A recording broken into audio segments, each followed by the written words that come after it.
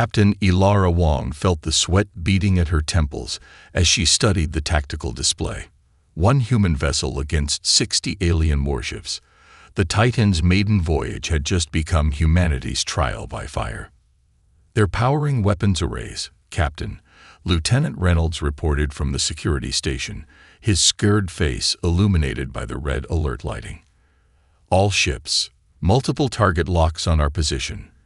The bridge fell silent. First contact was supposed to be diplomatic, Earth's introduction to the galactic community. Instead, they'd jumped straight into an execution. The main viewscreen flickered, revealing a crystalline face with facets that reflected light in hypnotic patterns. High Admiral Thal of the Vox inclined his geometric head in what might have been a gesture of respect. "Human vessel." The translation software rendered his harmonic tones into English.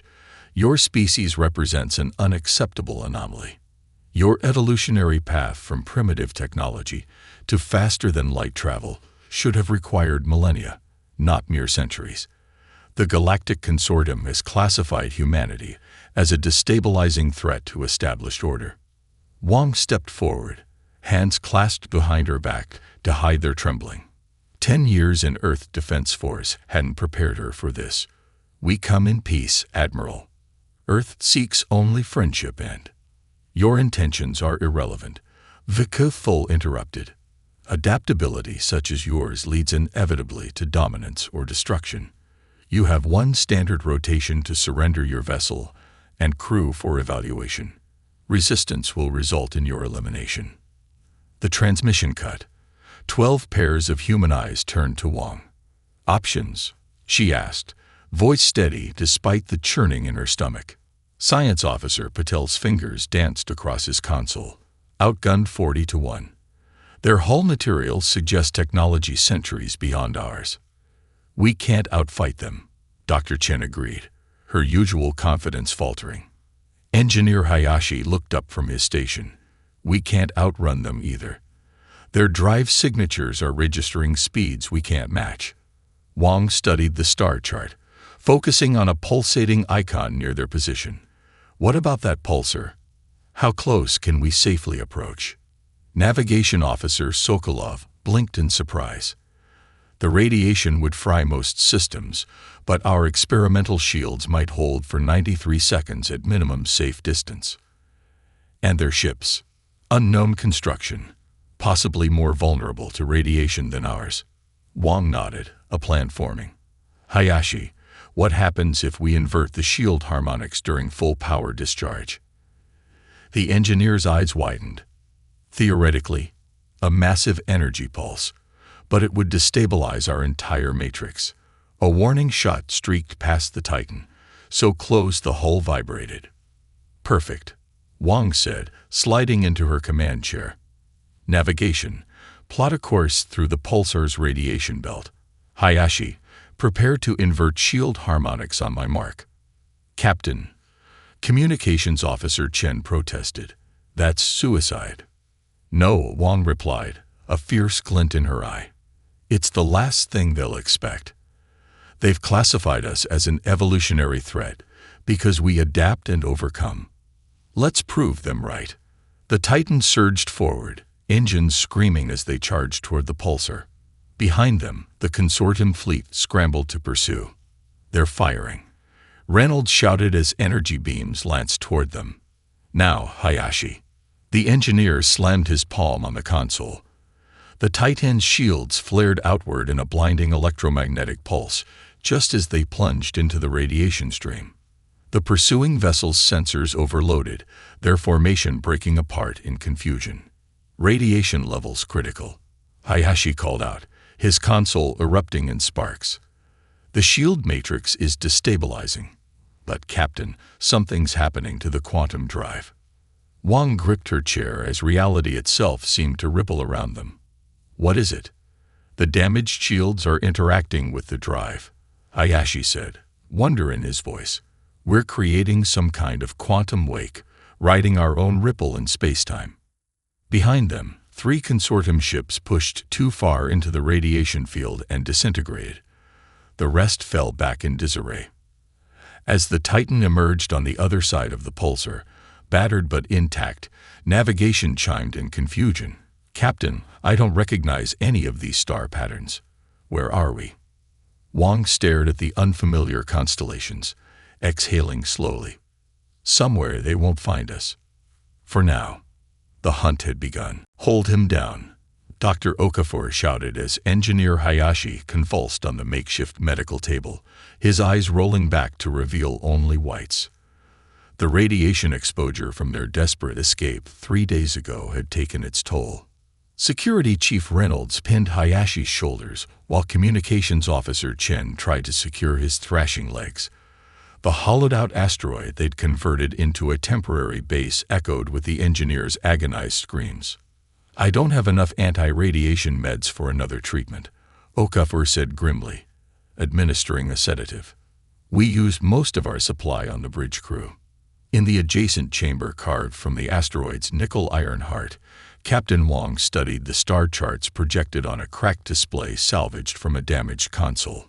Nothing looked familiar. The quantum wake had carried them far beyond charted human space. "Any luck with communications?"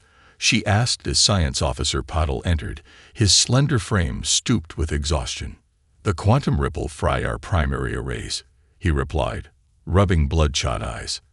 "And even if we could broadcast, I wouldn't recommend it." He handed her a data tablet. "I've been decoding the consortium transmissions we intercepted before the jump." Wang scrolled through the translated text, her expression darkening. "They're deploying hunter-killer squads across 12 sectors." "It's worse than that," Patel said, his voice dropping. "Read the Council directive." Wang's eyes widened. "Human cognitive adaptability represents unprecedented destabilization potential," she read aloud. "Their problem-solving capabilities exceed all established evolutionary parameters." She looked up. "They're not afraid of our weapons. They're afraid of our minds," Patel finished. "According to their evolutionary taxonomy, species can excel at specific tasks. The Vox at complex calculations, Medusans at telepathic communication, but comprehensive adaptability like ours is theoretically impossible." He hesitated. "Captain, they're not just hunting us. They've ordered a quarantine of Earth. No contact, no trade. They're going to isolate our entire species." A crash from the medical bay interrupted them. They rushed in to find Hayashi sitting upright, eyes wide open despite the sedative. "The drive," he gasped, seizing Wang's arm with surprising strength. "I can see it now." "Jin, you need to rest," Okafor insisted. "No." The engineer's eyes were feverishly bright. "The radiation changed the quantum matrix. We didn't just create a wake. We phased." "Phased?" Reynolds asked. "Partial dimensional shifting." Hayashi's hands trembled as he sketched equations in the air. "For milliseconds, we existed between realities. That's why their weapons couldn't lock onto us properly." Wang exchanged glances with Patel. "Could we replicate the effect?" Before anyone could answer, the asteroid shuddered. Navigation Officer Sokolov burst in from the monitoring station. "Consortium warship just dropped out of FTL, heavy cruiser class." On the security feed, they watched a massive crystalline vessel slide into position, its hull reflecting the distant starlight in prismatic patterns. "They found us," Chen whispered. "It's Katal's flagship," Patel identified from the configuration. "The consortium's most decorated hunter." Hayashi struggled to his feet despite Okafor's protests. "Get me to engineering. I can trigger a manual phase shift with the damaged drive." "You'll kill yourself," Okafor objected. "We're dead anyway if we stay," the engineer countered. Reynolds checked his sidearm. "I'll buy you time." "No," Wang decided. "We stay together." She turned to Hayashi. "How long do you need?" 10 minutes to reconfigure the drive." The asteroid rocked again as the consortium ship deployed scanning beams. "You've got 5, Wang said. "Everyone move. Gather only essential equipment." As they raced through the makeshift base, dismantling critical systems, proximity alarms blared. Boarding parties were launching from the consortium warship. In the improvised engine room, Ayashi worked feverishly, rerouting power through circuits never designed for such loads. His hands moved with uncanny precision despite his condition. Online, he shouted just as the first breaching charges detonated at the asteroid's outer shell. "Everyone to the ship," Wong ordered. As the crew scrambled aboard, the Titan's damaged hull vibrating with the strain of the modified drive, Ayashi engaged the phase shift. The vessel shimmered, becoming translucent as reality itself seemed to bend around them. "It's working," Patel breathed in wonder as they drifted ghost-like through the solid asteroid, while consortium troops poured in behind them. Through the view screen, they glimpsed Admiral Skull himself, his crystalline form radiating cold fury as the prey he thought cornered slipped through his grasp, and through solid matter, like quantum ghosts. "Movement in Sector 4, Reynolds whispered into his comm, the sound barely audible even in the derelict ship's cavernous silence. His tactical light cut through the darkness, revealing ornate engravings on walls that had remained untouched for millennia. Dr. Sophia Chen adjusted her scanner, frowning at the readings. "It's just atmospheric settlement. This ship has been maintaining minimal life support for 50,000 years." She ran her gloved fingers over a series of intricate symbols. "Reynolds, these match the fragments we found in the Sumerian ruins on Earth." "Focus on the mission," Reynolds replied tersely. A former colonial war veteran, he trusted only what he could see and shoot. "We have 20 minutes before the Titan loses its hiding spot in the nebula." They discovered the massive derelict vessel purely by accident, seeking refuge in a dense molecular cloud where consortium sensors struggled to penetrate. Patel had detected anomalous energy readings emanating from what appeared to be another lifeless asteroid. Instead, they found a ship of impossible proportions, its architecture defying known engineering principles. Chen approached the sealed doorway at the corridor's end, its surface inscribed with spiraling patterns. "This is it. These are genetic markers, DNA helixes interwoven with something else." She pressed her palm against a recessed panel. Nothing happened. Reynolds sighed, checking his chronometer. "We're wasting time." "Wait." Chen removed her glove and placed her bare hand on the panel. The door responded instantly, ancient mechanisms humming to life as it slid open to reveal a laboratory space preserved in perfect stasis. "How did you know that would work?" Reynolds asked, weapon raised as they entered. "Human instinct," Chen replied with a hint of smugness. The lab contained dozens of transparent cylinders, each holding what appeared to be biological specimens suspended in clear fluid. Chen approached a central console that flickered to life at her proximity. "This is..." She fell silent, her expression shifting from excitement to shock as data streamed across the ancient displays. "Reynolds, do you know what these are?" Before he could answer, a holographic projection materialized above the console, a three-dimensional map of the galaxy with countless worlds highlighted. "It's a genetic catalog," Chen whispered. "These are the precursors, the beings rumored to have seeded intelligent life throughout the galaxy." Her fingers trembled as she manipulated the controls. According to this data, they engineered most of the consortium species for specific functions. The crystalline Vox as administrators and calculators, Medusans as telepathic communicators. "What about humans?" Reynolds asked, interest finally overcoming his caution. Chen's face paled as she translated more data. "We're not listed among their creations. We evolved naturally." She looked up, eyes wide. "Reynolds, they engineered adaptability out of their created species. They deliberately limited them to specialized functions. Why would they do that?" "Control," Chen answered, navigating deeper into the files. "There are research logs here. They feared what might happen if their creations developed comprehensive adaptability. They were afraid of being surpassed." Reynolds scoffed. "So the consortium is just following programming, trying to eliminate the evolutionary aberration their masters feared." "It's more complex than," Chen began, but stopped as Reynolds accidentally brushed against a crystal formation on the wall.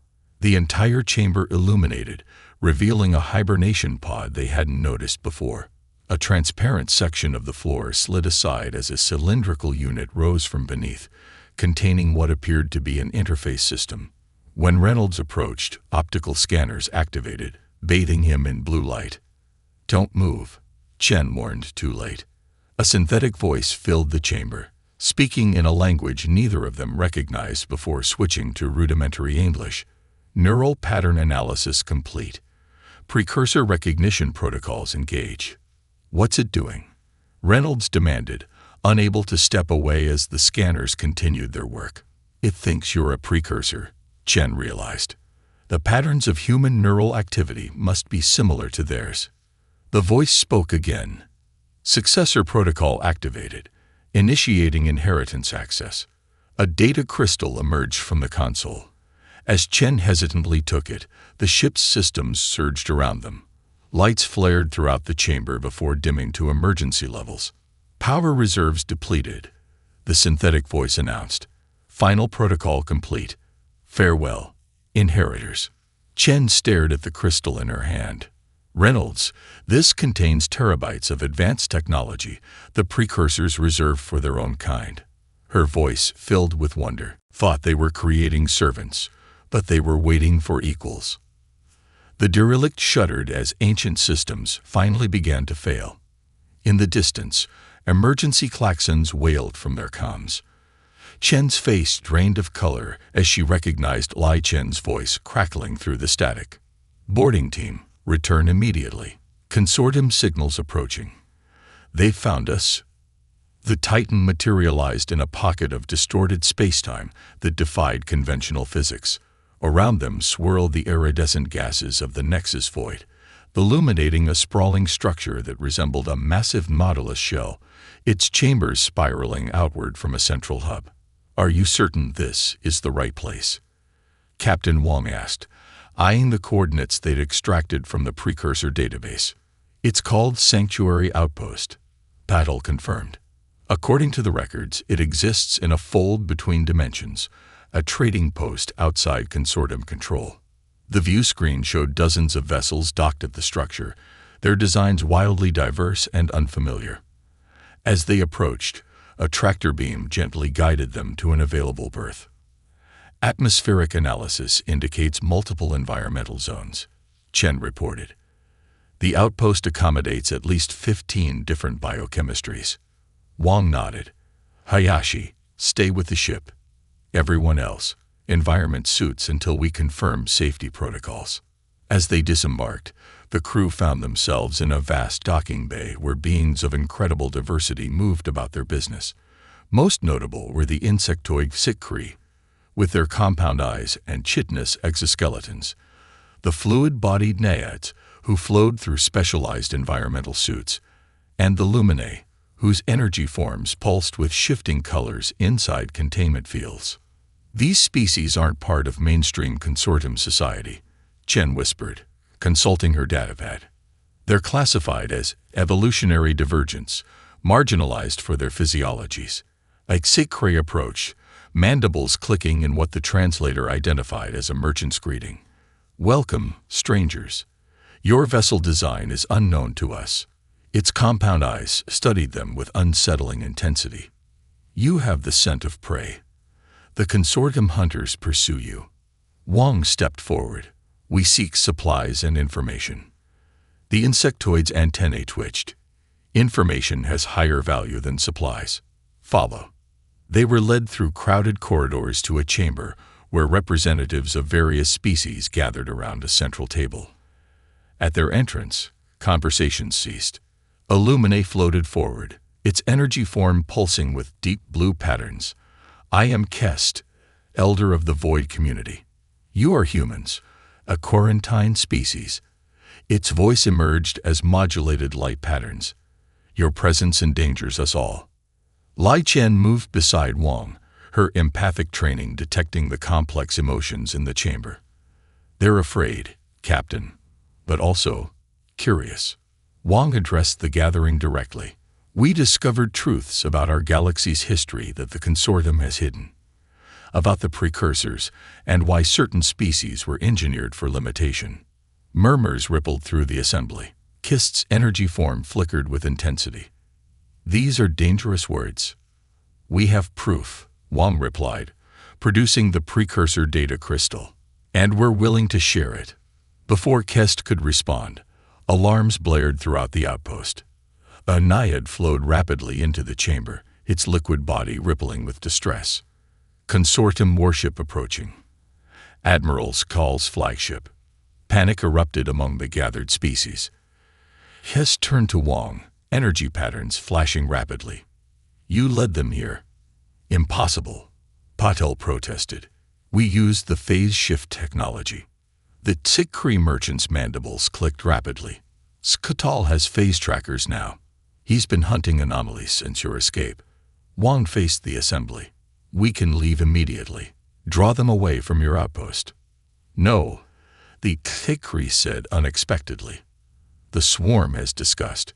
We will create diversion. Kist's form pulsed in agreement. Too long have we existed on the margins. If what you claim about our engineered limitations is true. A naiad representative undulated forward. Our people will obscure your energy signature within the void's currents. Wang looked at them in surprise. Why would you help us? Kist approached, its energy field gently interfacing with the datapad Chen held. Because unlike the consortium, you offered to share knowledge freely. And because. It paused, energy patterns forming what might have been the equivalent of a smile. We too know what it means to adapt or die. As the Titan prepared to depart, Wang made a critical decision. She handed the precursor crystal to Kist. Copy what you can. Share it with everyone here. When Admiral Skatal's massive warship arrived 20 minutes later, it found only a trading outpost filled with seemingly cooperative species. As his troops searched fruitlessly, the Admiral discovered unfamiliar communications equipment installed throughout the facility, and records showing unprecedented cooperation between previously isolated outcast species. Returning to his ship, Skatal composed his report to the Consortium Council with growing unease. The situation has evolved beyond a simple hunt. The humans are not merely fleeing. They are inspiring rebellion. 3 weeks after their first encounter at Nexus Void, the Titan emerged from the dimensional fold transformed. Its formerly sleek hull now incorporated the biometal lattice of Tsikri architecture, living metal that could regenerate after damage. Sensor arrays extended like delicate tendrils, enhanced by naiad fluid computing matrices that processed data through organic algorithms rather than digital systems. Consortium Battle Group detected, announced Sokolov, his eyes glowing faintly blue. A side effect of the neural interface, Dr. Okafor had adapted from Lumine technology. 6 warships, 3 hunter-killers, and 1 command vessel. Admiral's call, asked Captain Wang. Confirmed. Chen replied from communications. His energy signature is unmistakable. Wang turned to Jin Hayashi, who sat at the engineering station wrapped in a containment field that kept his radiation sickness in check while allowing him to work. The quantum exposure had altered him on a cellular level. He now perceived space-time fluctuations without instruments. Are we ready, Jin? The engineer nodded, his unnaturally bright eyes focusing on realities only he could see. Operation Lazarus is go. Phase shift capacitors at 93%. Wang activated the ship-wide comm. All hands, battle stations. Tsikri Squadron, prepare for swarm deployment. Naiad navigators, initiate stellar approach vectors. The Titan had returned to Nexus Void not to hide, but to forge an alliance. Now they would test their combined strength. Outside the viewports, a dozen smaller vessels detached from the Titan's hull. Insectoid craft piloted by Tsikri volunteers, each capable of independent action, but linked through their hive consciousness. They swarmed toward the approaching consortium fleet like metallic wasps. They've detected us, Reynolds reported from Tactical. Weapons powering up. Hold position, Wang ordered. Wait for it. The consortium ships opened fire, their energy weapons slicing through the void. But the Tsikri swarm ships danced between the beams with impossible precision, their movements guided by Naiad calculations that predicted targeting algorithms 3 steps ahead. Now, Wong commanded. The Titan surged forward, its enhanced engines propelling it directly toward the nearby star. The consortium fleet followed, exactly as planned. Solar Corona in 30 seconds, Sokolov warned. Prepare for Corona dive, Wong ordered. Ayashi's hands moved across his console, manipulating quantum fields with intuitive gestures. Phase shift ready on your mark. The Titan plunged into the star's fiery atmosphere, riding the plasma currents like a surfer on a wave. Behind them, 3 consortium vessels attempted to follow, their crystalline hulls beginning to warp under the stellar radiation. Phase shift. Now, Wong commanded. Reality rippled as the Titan partially shifted between dimensions, becoming translucent. The ship accelerated through the corona and emerged behind the consortium fleet, materializing directly adjacent to Skal's command ship. Boarding teams ready, Reynolds announced. Hayashi stood shakily, removing his restraints. I need to go with them. Jin, you're barely stable, Dr. Okafor protested. I'm the only one who can place the quantum disruptors correctly, he insisted. If they're even slightly misaligned, they'll destabilize into a cascade reaction. Wong met his gaze, seeing the determination there. Do what you must. The boarding teams deployed, phase shifting directly into the consortium flagship's engineering section. Reynolds led the security detail, while Hayashi carried the disruptors, devices designed to disable rather than destroy the enemy vessels. 5 minutes until consortium reinforcements arrive, Patul warned through the comm. On the bridge, Wong watched the tactical display as one by one, the disruptors came online, paralyzing the consortium ships. But then a warning flashed. Captain. Chen's voice was urgent. The quantum signature is destabilizing. Jin reports the disruptors are entering cascade failure. Extraction teams. Immediate withdrawal. Wong ordered. Reynolds' voice came through static. Captain, Jin's not coming. He says someone has to manually contain the reaction. Before Wong could respond, a blinding flash erupted from the consortium flagship. When the sensors cleared, they revealed something unprecedented.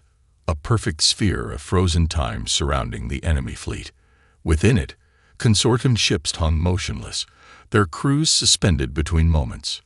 Jin Hayashi's final transmission came through, distorted but clear. Tell them, we humans were never meant to be feared, but understood. Sanctuary, deep is secure, Security Chief Reynolds reported, surveying the holographic display of their hidden base. The pocket dimension they'd created using modified precursor technology existed partially outside normal spacetime, a bubble universe accessible only through precisely calculated phase shifts. Captain Wong nodded, studying the growing fleet assembled in the artificial starscape beyond the viewport. 37 vessels of various designs now gathered under the Liberation Alliance banner.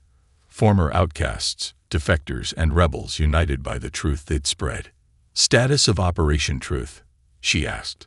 Science Officer Patel manipulated the holographic controls, revealing a galaxy-wide network of communication relays.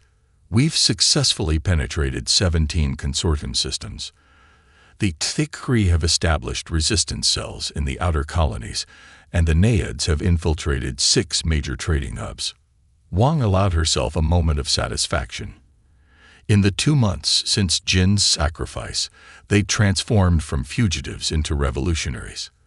The time dilation field he created had become almost mythological among consortium populations, proof that the evolutionary aberrations possess technologies beyond understanding. Dr. Chen entered the command center, followed by a young Vox whose crystalline features lacked the rigid symmetry of most adults of his species. Captain, this is Vexil. He represents the newest defectors from the Academy of Vox Sciences. The young Vox's facets shifted in what Wong had learned was an expression of nervousness. The younger generations have questions, he said, his harmonic voice uncertain. "The historical archives you released, they contradict everything we've been taught about our origins." "Truth often does," Wang replied. "How many came with you?" 23 students, 4 instructors. More would have come, but he hesitated, facets dimming. Admiral Skatal has instituted loyalty probes throughout the central systems. At the mention of Skatal, the room tensed. The Admiral had survived Jin's time dilation field, extracted by a consortium rescue operation, before the effect fully solidified. Now he led the hunt for the rebels with a fervor that bordered on obsession. Dr. Okafor rushed into the command center, interrupting the conversation. "Captain, we've decoded more of the precursor database. We found something critical." She projected a schematic of a device with a crystalline core surrounded by quantum resonators. "It's a consciousness broadcaster, designed to share information simultaneously across all phase states of reality. Could we use it to transmit the truth about the precursors to every corner of consortium space at once?" Wang asked, immediately grasping the strategic implications. "Theoretically, yes," Paddle confirmed, examining the schematics. "But it requires a catalyst, an element called novium. It's found only in the corona of blue giant stars. The only accessible source is in the Medusan sanctum," Chen added grimly. "The heart of consortium territory." Before Wang could respond, alarms blared throughout the base. Navigation Officer Sokolov's voice came through the comm system.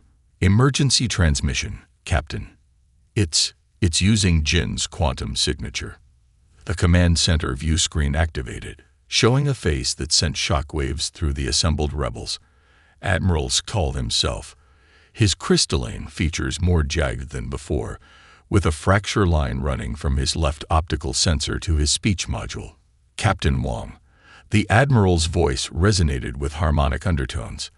"I speak not as your hunter, but as one who has seen." "Trace the signal," Wang ordered quietly. "Don't bother," Skatal continued. "This communication is quantum entangled, untraceable, and self-destructing. I've risked everything to warn you. The Consortium Council has authorized the purification protocol." Even the Vox defector's crystalline body seemed to pale. "That's impossible." "They wouldn't." "Earth," Wang whispered, understanding immediately. "They're going to attack Earth." Skull's damaged face approximated what might have been regret. "The assault fleet departs in 72 hours. I've included the coordinates and security protocols." His image flickered. "Your engineer's sacrifice. It changed something in me. Perhaps it was the temporal field's effects, but I've begun to question what I once believed immutable." As the transmission ended, silence fell over the command center. Reynolds was the first to speak. "Captain, we don't have enough ships to stop an assault fleet. But we have to try," Wang replied, her eyes moving to the star chart where Earth, impossibly distant, glowed like a beacon. "Gather the Alliance Council. We have a choice to make." The Titan dropped out of phase shift at the edge of the Sol system, its hull bearing fresh scorch marks from the desperate journey. Behind it emerged the Ragdig Liberation Fleet, 19 vessels of various origins, all that could be made ready in time. Captain Wang stared at the tactical display, her heart sinking. The Consortium Assault Force had arrived first. Over 200 warships arranged in the precise geometric formation that was the hallmark of Vox battle doctrine. They had already bypassed the outer system defenses. "Earth's defensive grid is active," Sokolov reported, "but they're outmatched 10 to 1. Earth had advanced rapidly in the months since the Titan's disappearance, having developed prototype shields and weapons based on the transmissions sent before communications were cut. But without the precursor knowledge or alien alliances, they faced overwhelming odds. "Open a channel to Earth Defense Command," Wang ordered. General Santos appeared on screen, his weathered face showing both surprise and relief. "Captain Wang, we thought you were lost." "No time for reunions, General. We have allies and technology to share. Sending tactical data now." Wang outlined Protocol Thermopylae, A desperate strategy developed during their journey home. As transmissions flew between the human ships, the Liberation fleet positioned itself at key strategic points. "The Medusans are commanding the assault," Dr. Chen reported, studying intercepted communications. "They're deploying their telepathic suppression field." Wang had anticipated this. "Activate the Luminae countermeasures." Throughout the human fleet, energy shields flared with patterns developed by their Luminae allies, disrupting the Medusan telepathic attack before it could paralyze Earth's defenders. The battle erupted across the orbital planes of Earth. The Tikri swarm ships darted between consortium formations, causing confusion. The Naiad-piloted vessels executed maneuvers that defied conventional physics, but the consortium's overwhelming numbers began to tell. "We're losing the defensive perimeter," Reynolds reported grimly as 3 Allied ships vanished in balls of plasma. Wang's eyes never left the tactical display. "Where is their command ship?"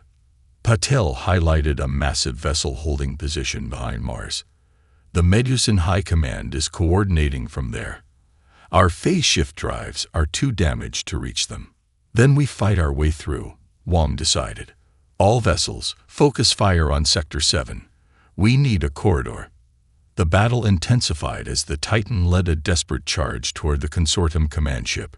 Earth's orbital defenses provided covering fire, but the losses mounted with each passing minute. "Incoming," Sokolov shouted as a consortium dreadnought locked weapons on the Titan.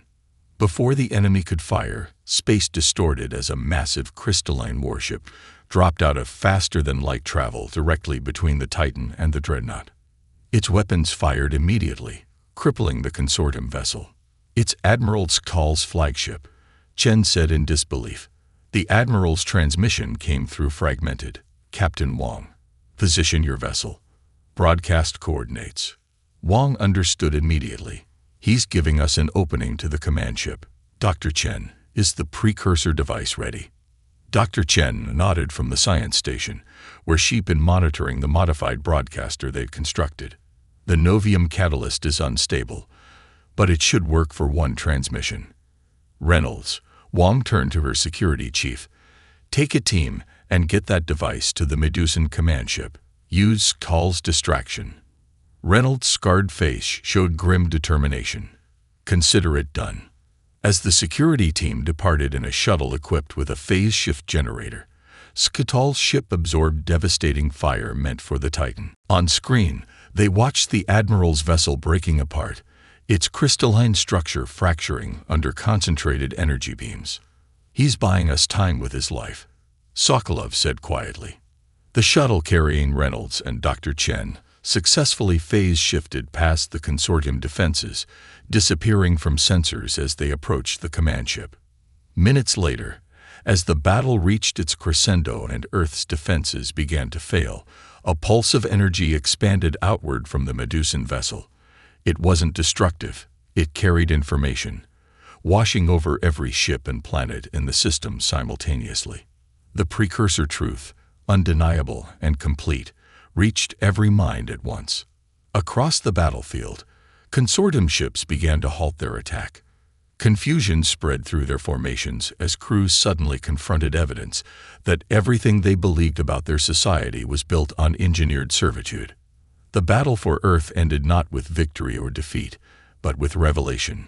6 months after the Battle of Earth, the lunar surface gleamed with the crystalline architecture of the First Galactic Congress. Representatives from hundreds of species gathered beneath the transparent dome that offered a perfect view of Earth rising over the cratered horizon, a symbol of the new order emerging from chaos. The consortium had fractured in the aftermath of the precursor revelation. Many worlds declared independence, while others descended into civil conflict as centuries of rigid hierarchy collapsed. Species once engineered for specific functions began the difficult process of redefining their societies without their genetic programming. Captain Ilara Wang stood at the observation deck of the Congress Hall, her dress uniform bearing the new insignia of the Galactic Cooperative. The physical scars on her face from the final battle matched the emotional one she carried. For Jin, for the crews lost in the fight, and for a galaxy forever changed by their actions. "They're ready for you, Captain," said Lai Chen, now serving as Earth's ambassador to the Congress. Her empathic abilities had proven invaluable in the delicate negotiations between formerly hostile species. Wang nodded, following her to the central chamber where thousands of delegates fell silent as she approached the podium. The structure had been forged from a fragment of the Titan's hull, the vessel itself now permanently grounded, too damaged for space travel, but preserved as the center of the new precursor academy on the lunar surface. 6 months ago, we faced extinction. Wang began, her voice carrying to every corner of the chamber. Today, we face a greater challenge, the challenge of freedom. She gestured to the diverse assembly. Sick Kree clustered in their familial groups, Naiads in their environmental tanks, Luminae pulsing with thoughtful energy patterns, and dozens of former consortium species struggling to define their new identities. The precursors feared what we might become if left to evolve naturally. They engineered control into the very genetics of entire species, believing that diversity must be contained and directed. Wang paused, looking toward a particular seat where Admiral Skull sat, his crystalline body partly reconstructed, with sections replaced by transparent lattices inspired by human neural networks. His unlikely survival in an emergency escape pod had been followed by a more unlikely transformation, volunteering for experimental procedures to overcome his species' engineered limitations. They were wrong, Wang continued. Our strength lies not in control, but in cooperation, not in uniformity, but in the adaptive potential that comes from embracing our differences. As she spoke, the massive view screen behind her displayed images from across the galaxy, former enemies working together, hybrid technologies emerging from combined knowledge, and the first joint expedition ships preparing to explore regions no single species had dared venture into before. We will not repeat the precursor's mistake. Earth will neither isolate itself nor attempt to build an empire. Instead, we offer partnership in a community where each species determines its own evolution. After the ceremony, Wang found Skull waiting on the observation deck overlooking the shipyards where the exploration vessel Phoenix prepared for its maiden voyage. Still uncomfortable among the celebrants, Wang asked, noting his distance from the reception. "My people are struggling the most," the Admiral admitted, his voice carrying new harmonic patterns developed since his reconstruction.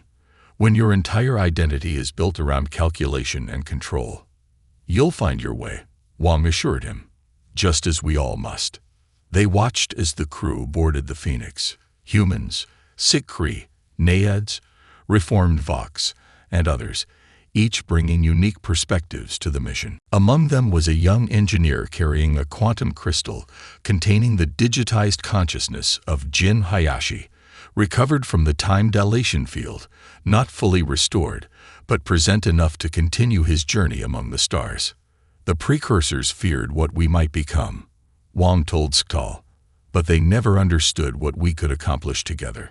As the Phoenix lifted off from the lunar surface, its hull gleaming with the combined technologies of a dozen worlds, it carried not just a crew but a promise that courage, adaptability, and cooperation would guide the galaxy toward a future that even the precursors could never have engineered.